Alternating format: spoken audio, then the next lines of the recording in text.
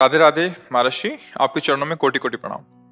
महाराज जी, वैवाहिक जीवन में ब्रह्मचर्य के क्या नियम है? संतान प्राप्ति के सिवा भोग पाप है जैसा सुना है, परंतु धर्म पत्नी नियम पालन में साथ ना दे। महाभारत ग्रंथ में, शास्त्र में जो जिनका पाणी ग्रहण संस्कार हो गया है, जब पत्नी मासिक धर्म से युक्त होकर 7 दिन बाद पवित्र हो जाए, फिर पवित्र तिथियों का त्याग करते हैं, जैसे एकादशी है या पूर्णिमा है या भगवत जन्मोत्सव है, राधाष्टमी, कृष्ण जन्माष्टमी, रामनवमी, नवदुर्गा आदि, इन पवित्र तिथियों का त्याग करते हुए महीने में एक बार, ऐसा शास्त्र सम। पर उसे हम इसलिए व्यक्त नहीं करते कि जितना अधिक दोनों मिलकर संयम कर सको अच्छा है, पर यदि नहीं संयम तो एक बार का लिखा है कि जब तक मासिक धर्म से युक्त माताएं बहनें रहती तब तक स्पर्श भी न करे, मतलब उस भावना से, और जब पवित्र हो जाए तो एक बार के लिए, ऐसा शास्त्र में वर्णन है, तो वो पवित्र रहेंगे और उस शरीर स्वास्थ्य भी ठीक रहेगा और संतान उत्पत्ति के लिए भी मंगल में माना गया। अब जैसे संतान हो गई है और हमारी वासना अभी शांत नहीं हुई है, तो ऐसा अन्य की तरफ न देखे, धर्म से चले, तो इसमें कुछ सुख है नहीं, ऐसा अनुभव हो जाएगा। बहुत देखे, हम तो बिना पढ़े लिखे गांव के लोगों को देखा है कि 1-2 संतानें हो गई तो घर के बाहर लेटने लगे परिवार से, क्योंकि वास्तविक इसमें सुख नहीं है। हमारा जो मन है जिस सुख की चाह कर रहा है, आप खुद देखो, गृहस्थ हो आप लोग, आपको हर बार एक नई तृष्णा जगती है, एक नया चाव भोगने का होता है, वो चिंतन के कारण। ऐसे इस शरीर से नहीं तो इस शरीर से, इस प्रक्रिया से तो नहीं इस प्रक्रिया, और उन प्रक्रियाओं को, उन शरीरों को भोगता है, पर फिर भी एक नई तृष्णा, मतलब सुख नहीं मिला। नहीं तो ऐसा ना जैसे हम प्यासे, पानी मिल जाए तो हाँ भाई तृप्ति हो गई, जैसे केवट जी कह रहे हैं, अब कछुनाथ न चाहिए मोरे। तो हमारा जो मन सुख मांग रहा है, वास्तविक वो सुख निरंतर वाला मांग रहा है, जिसमें दुख का लेश न हो और आनंद ही आनंद हो। अब हमारा ज्ञान के कारण चिंतन बदल गया, हम देहाभिमान भाव से हो गए कि मैं पुरुष हूं। अब हमारी मांग 5 ज्ञानेंद्रियों और मन के सहित, मना कष्टान इंद्रियाणि प्रकृति स्थान कर सती, अब वो प्रकृति से सुख चाहने लगा।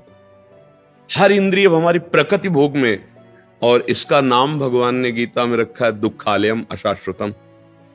तो हर भोग का अंतिम परिणाम खाली हाथ, अशांति और भारी भोग तृष्णा। जो जितना भोगता है उतना ही कामी होता जाता है। जैसे आग में घी डालते रहो तो बढ़ेगी ना, ऐसे भोग तृष्णा है। तो अपनी भोग तृष्णा हम पूरी त्याग नहीं सकते, इसलिए हमारे को प्रवृत्ति मार्ग मिला है, गृहस्थ धर्म, पाणी ग्रहण संस्कार, धर्म पूर्वक पत्नी को स्वीकार करके दोनों एक दूसरे की मनोवृत्तियों को मिलान करें, धर्मयुक्त, अर्थात एक दूसरे से प्रेम बनाए हुए आजीवन, अन्य दूसरे का कैसी भाव से। तो जितना अधर्माचरण होगा उतनी वासना बढ़ती चली जाएगी, और जितना धर्माचरण होगा तो धर्म के प्रभाव से वासना शांत होती चली जाएगी। तो इसीलिए व्रत नियम लगा दिया गया कि आपने जो पाणी ग्रहण किया है बस उसमें, और उसमें भी 1 महीने में एक बार, जो हमने शास्त्रों में पढ़ा कि मासिक धर्म के 7 दिन, 7-8 दिन तक बिल्कुल नहीं, और जब वो पवित्र हो जाए तब फिर ऐसा करें। ऐसा अभी परसों ही वो चीजें हम सुनाते इसलिए नहीं है कि भ्रष्टाचार बढ़ा हुआ, कौन धर्म की बात मानेगा। गर्लफ्रेंड, बॉयफ्रेंड, आज ब्रेकअप, दूसरे के साथ, फिर कल उससे, ये क्या है? ये क्या है? ये संस्कार है हमारी नई पीढ़ी के। इस पर इसलिए बिल्कुल हमारा हृदय जल जाता है। आप लोग क्या कर रहे हो अपने जीवन के साथ? खिलवाड़ कर रहे हो। जब तुम ऐसे हो फिर पाणी ग्रहण करोगे तो तुम्हें प्रीति होगी अपने पति से, तुम्हें प्रीति होगी अपनी पत्नी से, तुम्हारा भाव बनेगा? बिल्कुल नहीं बनेगा।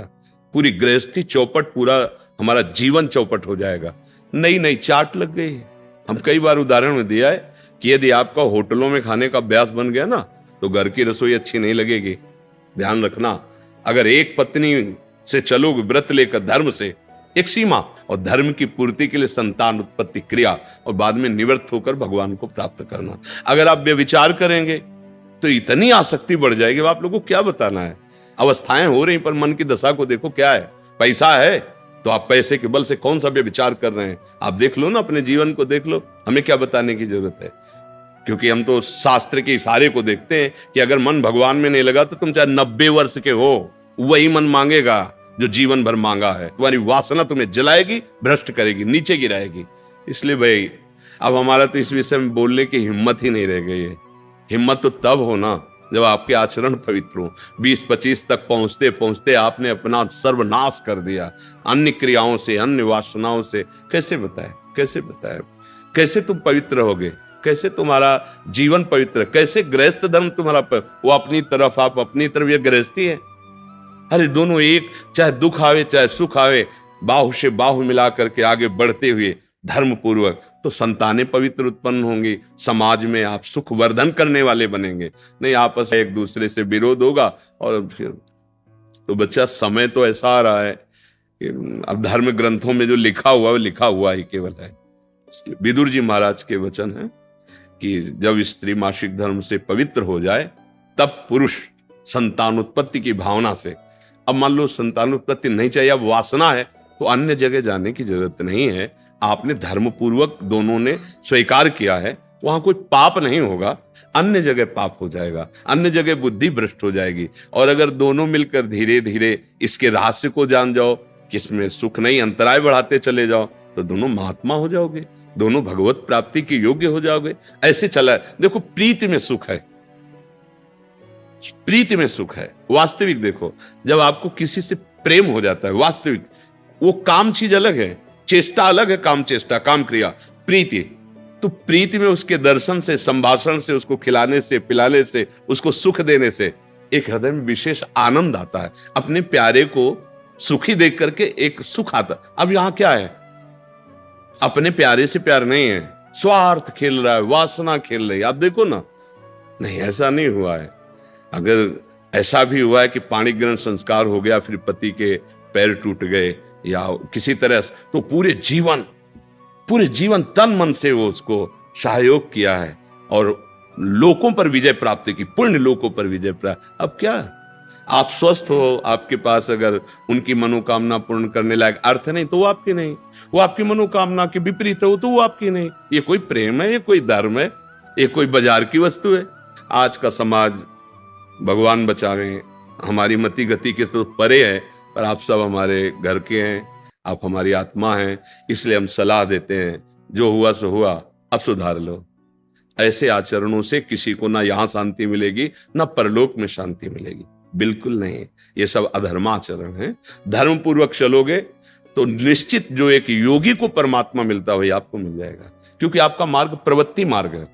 धर्म पूर्वक पाणी ग्रहण संस्कार करो, अतिथि सेवा, साधु सेवा, परिवार सेवा, समाज सेवा, देश सेवा करते हुए भगवत प्राप्त हो। दोनों की बात है, लक्ष्य दोनों का भगवत प्राप्ति, मंगल है, धर्म है। तो अपने अपने धर्म से चला जाए तो आज भी शांति है, विश्राम है। देखो आपको केवल अपनी पत्नी से प्यार हो और उसको केवल आपसे प्यार हो, आप पूरा काम करके आए 10-12 घंटा बाहर से, जब घर आएंगे ना तो देखने मात्र से थकान मिट जाएगी।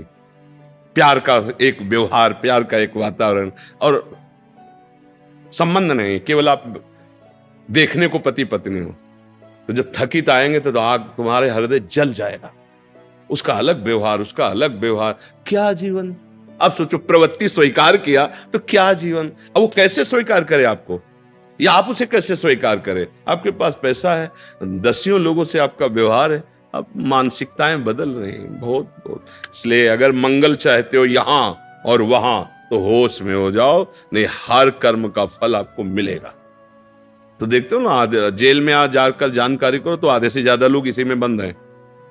तो जब यहाँ की जेल कानून, तो आपको परमार्थ का जो अध्यात्म का है जो निर्णय है वो तो दंड मिलेगा ही।